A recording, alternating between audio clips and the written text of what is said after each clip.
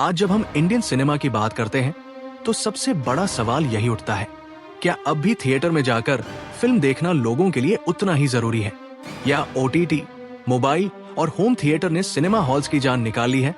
पिछले कुछ सालों में यही नैरेटिव बना दिया गया था कि थिएटर कल्चर खत्म हो रहा है, लोग अब टिकट नहीं खरीदते, स्टार पावर नहीं चलती और बड़े बजट की फिल्में सिर्फ नाम की बड़ी होती है।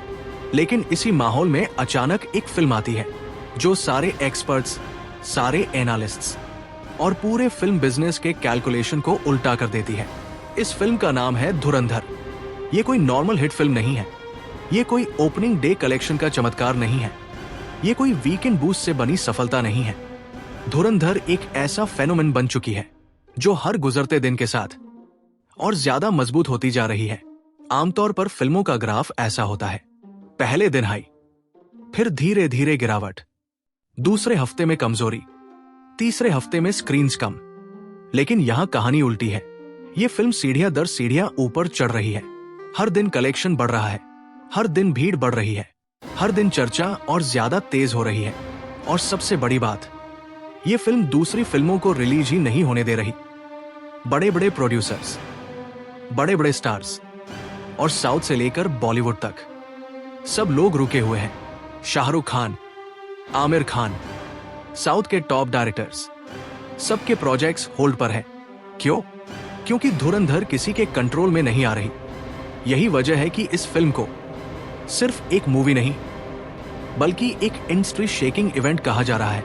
अगर हम पिछले 10-15 साल का ट्रेंड देखें तो बहुत कम फिल्में ऐसी रही हैं जिन्होंने पूरे मार्केट को रोक दिया हो। एक समय था जब शोले आई थी, लोग कहते थे अब कोई फिल्म नहीं चलेगी। फिर एक दौर आया जब 3 इडियट्स ने यही असर किया। लेकिन धुरंधर की खासियत यह है कि यह सिर्फ रिकॉर्ड नहीं तोड़ रही बल्कि सिनेमा देखने की आदत को फिर से जिंदा कर रही है। आज का दर्शक बहुत स्मार्ट है, वो हर चीज ओटीटी पर देख सकता है। उसके पास 4 के टीवी है, डॉल्बी साउंड है, पर्सनल थिएटर है। फिर भी वही दर्शक इस फिल्म को 5, 6, 7 बार थिएटर में देख रहा है। और यही सवाल सबसे बड़ा बन जाता है, आखिर इस फिल्म में ऐसा क्या है? क्या ये सिर्फ स्टोरी है? क्या ये डायलॉग्स है? क्या ये परफॉर्मेंस है? या फिर कोई ऐसा इमोशनल ट्रिगर जो लोगों को बार बार खींच रहा है? धुरंधर सिर्फ एक हीरो की कहानी नहीं है, ये कैरेक्टर्स की फिल्म है। ये उस दौर की फिल्म है जहां एक विलेन हीरो से भी ज्यादा असर छोड़ देता है। रहमान डकैत, एक ऐसा नाम जो अब सिर्फ फिल्म का कैरेक्टर नहीं बल्कि पॉप कल्चर बन चुका है। जिस तरह से उसके डायलॉग लोग दोहरा रहे हैं, जिस तरह से उसकी बॉडी लैंग्वेज कॉपी हो रही है, वो बताता है कि ये किरदार लोगों के दिमाग में घुस चुका है। इतिहास गवाह है, जब कोई कैरेक्टर सड़क पर चलने वाले इंसान की भाषा बन जाए तो वो फिल्म सिर्फ हिट नहीं, लीजेंड बनती है। आज स्थिति यह है कि थिएटर मालिक खुश है, डिस्ट्रीब्यूटर्स हैरान है और प्रोड्यूसर्स घबराए हुए हैं। घबराहट इसलिए नहीं कि फिल्म खराब है, घबराहट इसलिए है कि उनकी फिल्में इसके सामने टिक नहीं पाएंगी। धुरंधर ने एक बार फिर साबित कर दिया है कि अगर कंटेंट पे दम हो तो न स्टार ओवरडोज चाहिए, न जबरदस्ती का प्रमोशन, बस एक सॉलिड कहानी, पावरफुल डायलॉग्स और याद रह जाने वाले किरदार। यही वजह है कि आज इस फिल्म को सिर्फ बॉक्स ऑफिस नंबर से नहीं बल्कि इंडस्ट्री के टर्निंग पॉइंट के रूप में देखा जा रहा है। आने वाले पार्ट्स में हम ये समझने की कोशिश करेंगे कि ये फिल्म बनी कैसे, इसने सिस्टम को कैसे हिलाया और आगे इसका असर कितना बड़ा होने वाला है। अब सवाल ये नहीं है कि धुरंधर हिट क्यों हुई, असली सवाल ये है कि ये फिल्म सिस्टम के खिलाफ कैसे खड़ी हो गई और फिर उसी सिस्टम को अपने हिसाब से मोड़ दिया। इंडियन फिल्म इंडस्ट्री में एक अनलिखा नियम चलता है, ओपनिंग ही सब कुछ है। अगर पहले 3 दिन में फिल्म नंबर नहीं लाती तो उसे स्लो पॉइजन मान लिया जाता है। थिएटर कम, शो कट, प्रमोशन बंद। लेकिन धुरंधर ने यही नियम पहले हफ्ते में ही तोड़ दिया। ये फिल्म ओपनिंग डे पर रिकॉर्ड तोड़ने नहीं आई थी, ये फिल्म आई थी लॉन्ग रेस का घोड़ा बनकर। पहले दिन अच्छी ओपनिंग, दूसरे दिन बेहतर, तीसरे दिन और मजबूत और फिर दूसरे हफ्ते में जहां बाकी फिल्में गिरने लगती है, वहीं से धुरंधर रफ्तार पकड़ती है। इसका सबसे बड़ा कारण है वर्ड ऑफ माउथ। आज के टाइम में लोग ट्रेलर से ज्यादा लोगों की बात पर भरोसा करते हैं। जब कोई दोस्त कहता है भाई थिएटर में जाकर देख, मोबाइल पर मत देखना, यही लाइन धुरंधर के लिए गेम चेंजर बन गई। अब इसके पीछे की वजह समझते हैं। सबसे पहले डायलॉग राइटिंग। आजकल फिल्मों में डायलॉग्स याद नहीं रहते, एक हफ्ते बाद सब भूल जाते हैं। लेकिन यहां हर दूसरा डायलॉग रील्स में घूम रहा है। धमकी, चेतावनी, इमोशन और वो रॉ टोन जो सीधे दिल में घुस जाता है। डायलॉग ऐसे लिखे गए हैं कि वो थिएटर में ताली मांगते हैं। दूसरा बड़ा फैक्टर, किरदारों का वजन। ये फिल्म एक हीरो सेंट्रिक नहीं है। यहां हर किरदार अपना स्पेस बनाता है। लेकिन सबसे ज्यादा चर्चा रहमान डकैत की है। ये किरदार न पूरी तरह विलेन है, न पूरी तरह हीरो। यही ग्रे शेड आज के दर्शक को पसंद आता है। अक्षय खन्ना ने इस रोल में जो कंट्रोल, जो ठहराव और जो खामोशी दिखाई है, वो आज के शोर वाले सिनेमा में अलग नजर आती है। यही वजह है कि कई सीन में वो हीरो पर भारी पड़ते हैं। और जब कोई सपोर्टिंग कैरेक्टर हीरो से ज्यादा चर्चा में आ जाए तो समझ लीजिए फिल्म कुछ अलग कर रही है। अब आते हैं इंडस्ट्री पॉलिटिक्स पर। जैसे ही धुरंधर सुपरहिट हुई, वैसे ही एक नया खेल शुरू हुआ। एक्टर की डिमांड बढ़ती है, रेट्स बढ़ते हैं और ईगो क्लैश शुरू होता है। अक्षय खन्ना के साथ यही हुआ। वो हमेशा से अच्छे एक्टर रहे हैं, लेकिन सही कमर्शियल सक्सेस उन्हें कम मिली। धुरंधर ने उन्हें फिर से टॉप लीग में खड़ा कर दिया। अब जब दृश्यम 3 जैसे प्रोजेक्ट्स आए तो डिमांड भी उसी हिसाब से बढ़ी। यहीं से क्रिएटिव डिस्कशन, पावर स्ट्रगल बन गया। एक तरफ डायरेक्टर, दूसरी तरफ स्टार, एक तरफ बजट, दूसरी तरफ सक्सेस का नशा। ये इंडस्ट्री का पुराना पैटर्न है। जब कोई एक्टर हिट के बाद अपने करियर का पीक देखता है तो वह चाहता है कि उसका कंट्रोल भी बढ़े। लेकिन हर फिल्म एक टीम वर्क होती है। धुरंधर की सफलता यही दिखाती है कि कंटेंट अगर मजबूत हो तो एक्टर नहीं, कहानी राजा बनती है। अब तीसरा बड़ा कारण, रिलीज स्ट्रेटेजी। इस फिल्म को किसी फेस्टिव डेट पर जबरदस्ती नहीं ठूंसा गया। कोई क्लैश नहीं, कोई ओवरहाइप नहीं। धीरे धीरे स्क्रीन्स बढ़ी, शो बढ़े और ऑडियंस खुद खींचती चली आई। यही वजह है कि दूसरी फिल्में रुक गई। कोई भी प्रोड्यूसर अपनी 300-400 करोड़ की फिल्म ऐसी आग में नहीं झोंकना चाहता जहां पहले से धुरंधर जल रही हो। अब चौथा फैक्टर, रिपीट ऑडियंस। एक बार देखने वाले दोबारा आए, 2 बार देखने वाले अपने दोस्तों को लाए। यही चेन 500 करोड़ को 1000 करोड़ बनाती है। ये कोई फैमिली ड्रामा नहीं, ये एक एक्सपीरियंस है जिसे लोग बार बार जीना चाहते हैं। और यही कारण है कि ये फिल्म थक नहीं रही। अंत में इमोशनल कनेक्ट। धुरंधर सिर्फ एक कहानी नहीं है, ये उस गुस्से, उस फ्रस्ट्रेशन और उस रिबेल माइंडसेट को छूती है जो आज के समाज में है। जब दर्शक अपने अंदर की आवाज स्क्रीन पर सुनता है तो वो फिल्म से जुड़ जाता है। और जब जुड़ जाता है तो वह सिर्फ टिकट नहीं खरीदता, वो उस फिल्म का प्रचारक बन जाता है।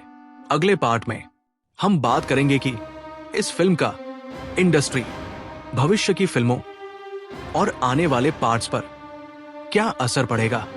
अब तक हमने ये समझ लिया कि धुरंधर सिर्फ एक हिट फिल्म नहीं है, ये एक ऐसा झटका है जिसने पूरी इंडियन फिल्म इंडस्ट्री को हिलाकर रख दिया है। अब सवाल यह है, इस फिल्म का असर कहां पड़ा है और आगे ये क्या बदलने वाली है। सबसे पहले बात करते हैं थिएटर बिजनेस की। पिछले कुछ सालों में थिएटर मालिकों की हालत सबसे खराब थी। शो खाली, स्टाफ परेशान, मेंटेनेंस का खर्च और ऊपर से ओटीटी का दबाव। लेकिन धुरंधर के बाद सिचुएशन बदली। सुबह के शो, नाइट शो और वीकडे शोज सब हाउसफुल जाने लगे। थिएटर मालिक खुलकर कह रहे हैं, ऐसी फिल्में अगर साल में 2-3 भी आ जाएं, तो थिएटर कभी बंद नहीं होंगे। ये बहुत बड़ा स्टेटमेंट है, क्योंकि थिएटर कल्चर सिर्फ फिल्मों से नहीं, इकोनॉमी से भी जुड़ा होता है। पार्किंग, फूड स्टॉल्स, मॉल्स और आसपास का बिजनेस सब एक्टिव हो जाता है। धुरंधर ने इस पूरे चेन को फिर से सांस दी है। अब दूसरा बड़ा असर, रिलीज स्ट्रेटेजी पर डर। आज हालत यह है कि बड़े बड़े प्रोड्यूसर्स अपनी फिल्में रोककर बैठे हैं। 300 करोड़, 400 करोड़ की फिल्में रेडी है, लेकिन डेट नहीं मिल रही। क्यों? क्योंकि कोई भी धुरंधर के सामने अपनी फिल्म कुर्बान नहीं करना चाहता। ये डर बताता है कि फिल्म कितनी मजबूत है। साउथ की बड़ी फिल्म टॉक्सिक, जिसमें यश, नयनतारा, कियारा आडवाणी और हुमा कुरैशी जैसी कास्ट है, वो भी सोच में पड़ी है। ये वही साउथ इंडस्ट्री है जिसने केजीएफ, पुष्पा और आरआरआर जैसी मॉन्स्टर हिट दी है। लेकिन यहां नॉर्थ की एक फिल्म उन्हें भी रुकने पर मजबूर कर रही है। ये एक साइकिल है। कुछ साल पहले नॉर्थ इंडस्ट्री साउथ से डरी हुई थी। आज वही डर रिवर्स हो रहा है और इसका क्रेडिट धुरंधर को जाता है। अब तीसरा बड़ा असर, एक्टर्स की मार्केट वैल्यू। जब कोई फिल्म इतनी बड़ी हिट होती है तो उसके साथ जुड़े लोगों की कीमत बदल जाती है। अक्षय खन्ना इसका सबसे बड़ा उदाहरण है। एक एक्टर जिसे हमेशा क्रिटिक्स का प्यार मिला, लेकिन कमर्शियल सिनेमा में कभी सही जगह नहीं मिली। धुरंधर ने उन्हें फिर से ए लिस्ट में खड़ा कर दिया। लेकिन इसके साथ एक खतरा भी आता है, ओवर डिमांड। इंडस्ट्री में यह पहले भी देखा गया है। एक हिट, फिर फीस बढ़ी, फिर प्रोजेक्ट्स छूटे और फिर साइलेंस। अब देखना यह होगा कि अक्षय खन्ना इस फेज को कैसे हैंडल करते हैं, क्योंकि टैलेंट जरूरी है, लेकिन टाइमिंग उससे भी ज्यादा जरूरी। अब चौथा असर, कंटेंट ट्रेंड। धुरंधर ने यह साफ कर दिया है कि दर्शक अब नकली हीरोइज्म नहीं चाहता। उसे चाहिए रॉ इमोशन, ग्रे कैरेक्टर्स और दमदार डायलॉग्स। अब आने वाले समय में हम देखेंगे ज्यादा इंटेंस स्क्रिप्ट्स, कम गाने, ज्यादा कहानी, विलेन को हीरो जितना स्पेस और स्लो बर्न स्टोरी टेलिंग। ये फिल्म एक नया टेम्पलेट सेट कर रही है। अब बात करते हैं सीक्वल और फ्यूचर की। धुरंधर पार्ट 2 का इंतजार लोग बेसब्री से कर रहे हैं। सबसे बड़ा सवाल, रहमान डकैत का बदला कौन लेगा? क्या वही दुनिया और ज्यादा डार्क होगी, या कहानी नए मोड़ लेगी? सीक्वल हमेशा रिस्की होते हैं, क्योंकि पहली फिल्म की एक्सपेक्टेशन बहुत भारी होती है। लेकिन अगर टीम वही इंटेंसिटी, वही लेखन और वही ईमानदारी बरकरार रखती है, तो ये फ्रेंचाइज लंबी दौड़ की बन सकती है। अब आखिरी असर, ऑडियंस की सोच। धुरंधर ने यह साबित कर दिया है कि दर्शक अब भी थिएटर जाना चाहता है, बस उसे एक वजह चाहिए। आज लोग 6-7 बार एक ही फिल्म देख रहे हैं। ये नॉस्टैल्जिया नहीं है, ये एक्सपीरियंस है। एक ऐसा एक्सपीरियंस जो मोबाइल पर पूरा नहीं मिलता। यही वजह है कि लोग होम थिएटर होने के बावजूद थिएटर जा रहे हैं। अगले और आखिरी पार्ट में हम ये समझेंगे कि क्या धुरंधर वाकई शोले जैसी लीजेंड बन सकती है, या ये सिर्फ एक दौर की फिल्म है। अब जब हम पूरी कहानी को पीछे मुड़कर देखते हैं तो एक बात बिल्कुल साफ हो जाती है, धुरंधर सिर्फ एक फिल्म नहीं है, ये एक दौर है। ऐसा दौर जो अचानक नहीं आता, लेकिन जब आता है तो सब कुछ बदल देता है। इंडियन सिनेमा में ऐसी फिल्में बहुत कम होती है जो सिर्फ पैसे नहीं बल्कि माइंडसेट बदलती है। धुरंधर ने यही किया है। इसने साबित कर दिया है कि थिएटर कभी मरा नहीं था, बस उसे सही फिल्म का इंतजार था। यह फिल्म किसी ट्रेंड पर नहीं चली, बल्कि खुद एक ट्रेंड बन गई। आज जब लोग इसके कलेक्शन की बात करते हैं तो नंबर सिर्फ नंबर नहीं रहते। 1010 करोड़, 1100 करोड़ और आगे बढ़ते आंकड़े, ये उस भरोसे का सबूत है जो दर्शक ने फिर से थिएटर पर किया है। अब बड़ा सवाल, क्या धुरंधर शोले जैसी बन सकती है? इस सवाल का जवाब ना है, ना। शोले अपने समय की आवाज थी, धुरंधर आज के समय की आवाज है। शोले ने डायलॉग्स दिए जो पीढ़ियों तक चले, धुरंधर वो गुस्सा देती है जो आज की पीढ़ी अपने अंदर महसूस करती है। दोनों की जर्नी अलग है लेकिन असर एक जैसा है। आज भी लोग डायलॉग्स दोहरा रहे हैं, सीन रिक्रिएट कर रहे हैं और कैरेक्टर्स को अपनी पहचान बना रहे हैं। ये किसी भी फिल्म के लिए सबसे बड़ी जीत होती है। अब बात करते हैं रिस्क फैक्टर की। इतनी बड़ी सक्सेस के बाद सबसे बड़ा खतरा होता है ओवर कॉन्फिडेंस। अगर पार्ट 2 सिर्फ पैसा कमाने के लिए बनी, अगर स्क्रिप्ट में ईमानदारी कम हुई, तो वही दर्शक सबसे पहले नकार देगा। क्योंकि आज का दर्शक तालियां जरूर बजाता है लेकिन आंख बंद करके कुछ भी स्वीकार नहीं करता।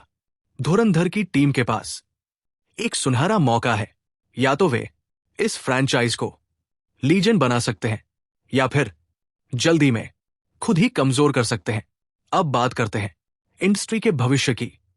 धुरंधर के बाद जो बदलाव साफ दिख रहे हैं, कंटेंट को फिर से प्राथमिकता, विलेन और ग्रे कैरेक्टर्स पर फोकस, थिएटर एक्सपीरियंस को महत्व और स्लो बर्न स्टोरी टेलिंग। ये सब आने वाले सालों में हमें और ज्यादा देखने को मिलेगा। ये फिल्म साउथ बनाम नॉर्थ की बहस से भी ऊपर उठ चुकी है। ये सिर्फ अच्छे सिनेमा की जीत है और शायद यही वजह है कि हर इंडस्ट्री इससे सीख रही है।